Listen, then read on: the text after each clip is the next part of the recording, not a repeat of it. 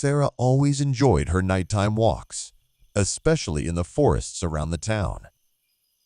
The nights had a certain calmness to them, with only the sound of her footsteps on the leaves and the wind rustling through the trees. But tonight was different.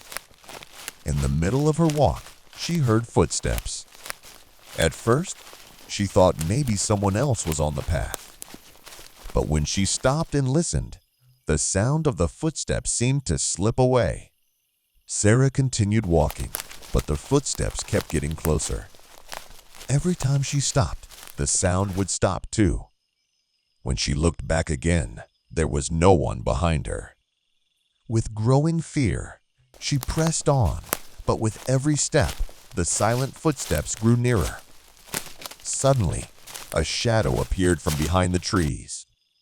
Sarah turned to see who was behind her, but all she saw was a long, thin black hand that quickly disappeared into the woods.